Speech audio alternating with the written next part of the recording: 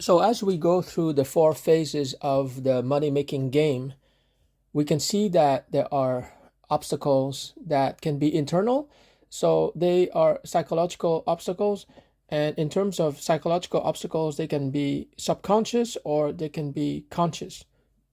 So conscious psychological obstacles refer to obstacles that you're aware of and you're trying to overcome those obstacles. But the subconscious kind is the kind that somehow they have to be made visible. You have to make an effort to make them explicit so that you can deal with them. And oftentimes, your life, the events in your life, the people, the relationships that you have in your life will trigger these subconscious obstacles that so that they come to the fore, so that they come to the surface, because it's like as if those psychological obstacles, for example, it could be a self-limiting belief, it could be a suboptimal definition. They are living in the basement of your mind. The basement of your mind is where you don't go down to that basement because it's a basement, right? It's dark, you don't want to go there. And it's where you store a lot of negative and self-limiting beliefs. So there has to be a way to make those beliefs go to the first floor so that you can deal with them. And so oftentimes events will happen in your life, or somebody will say something that will trigger you. And when you have a negative emotion, that's the sure sign that there is a negative thought or a negative belief or definition behind that negative emotion. So you have to pay attention to what is going on in your life, because like Tony Robbins says, your life doesn't happen to you, it's your life. It happens for you, right? So everything that happens in your life, it's like a piece of furniture in your house.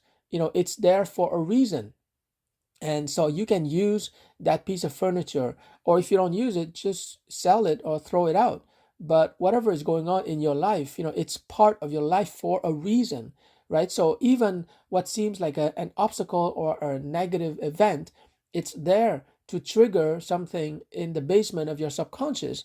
And you have the opportunity to deal with that negative belief, that negative definition, to deal with that self-doubt, those fears, so that you can clean up your basement. And so this is one thing that it's a challenge, an exciting challenge that occurs at every phase of the money making game, whether it's level one where you're learning new skills.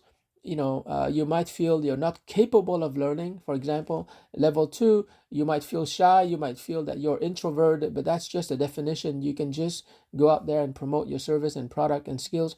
Or level three, where you're saving money, you might not feel you're capable of resisting the temptation to go shopping and just spend money. Or level four, where you might be successful as an investor, right? But you have this negative definition about artificial intelligence, about entrepreneurship, about business, and you just want to stay in your comfort zone.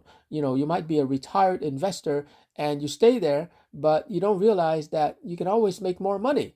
You're an investor, you're supposed to always make more money, but you might have this definition of money as being the opposite of spirituality. So you might feel, you know what, I'm fine. I'm focused on my spiritual journey. I'm going to stop my money making activities for now. I'm fine with a net worth of $5 million, but that's not enough. Or even if it is enough, there's always more. It's a game, right? You might not need to make more money, but it's just a game that you're playing. So there's no definition or law of the universe that says that spirituality is in conflict with material wealth.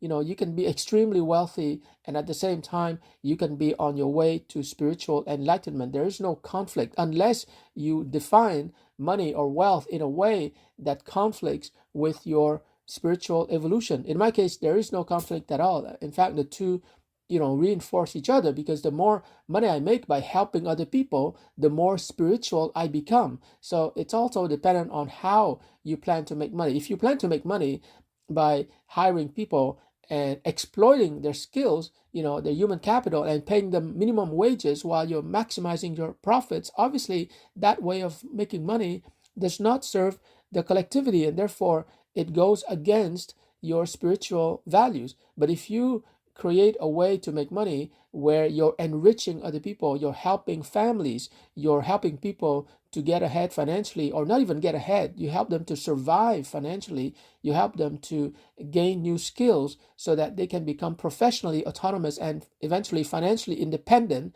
Then obviously that way of making money is really aligned with spirituality, which means that we are all one family and you're just helping other members of the family.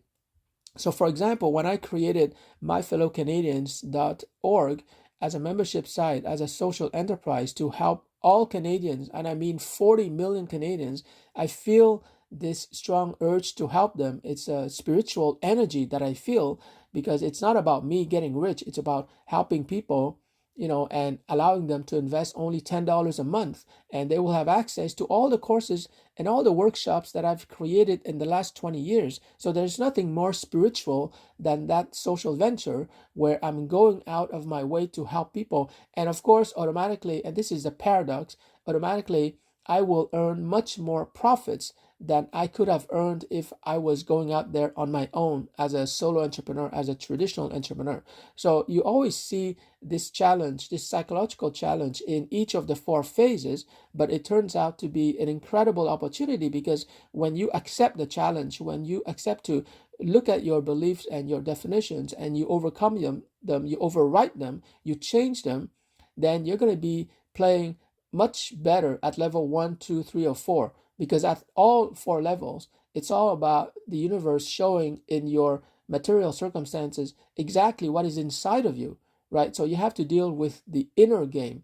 But a lot of times people, and this is normal, they are opaque to themselves. They cannot see what is going on inside of themselves, especially in the basement of their subconscious, and therefore they need to see things happening in the world. So if you're financially struggling right now, it's because something is not working quite right inside of you. Everything is working fine. It's just that you have to remove the obstacles and you know, the friction inside of you, so that you can feel more free and express yourself. And as you do so, you express your value, you serve other people, you become the best version of yourself. Then all four levels of the game will immediately improve. You might not see it right away, but trust me, that's how it works. You don't become rich by working harder, or by getting more education, or by picking up more skills. That can be important, especially the picking up more skills, because that's level 1, right? You become more powerful, more wealthy when you go inside of yourself and you clean up what is inside of yourself. And this is hard, because if somebody lives in a dirty environment, it's kind of obvious to him and to his guests and friends and family members, right? If you live in a dirty environment or disorganized office, it's quite obvious. But people have disorganized and chaotic and confusing, like, and even toxic psychological environments within themselves, especially their subconscious. But by definition, they don't know what is going on in their subconscious, right? So you have to find a way to make your negative beliefs and definitions, make them visible, bring them to the first floor, and then you can decide, what, this belief may have served me before, but now I'm aiming for a higher financial level of financial wealth.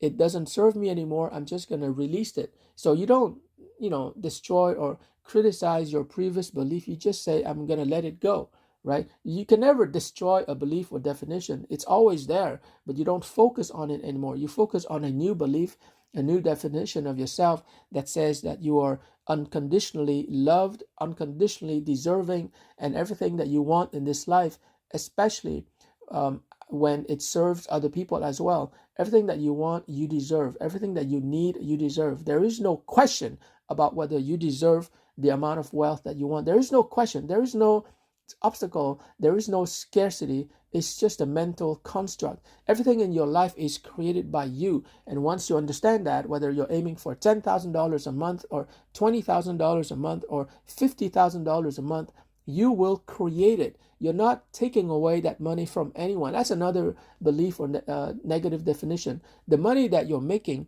has your name on it, because if you didn't offer the service or product, you would not have that money. So the money that you earn, every cent, every dollar, is created by you, by your action, by your energy, by your enthusiasm, by your personality, by the value that you share with other people. So money is not something that we make.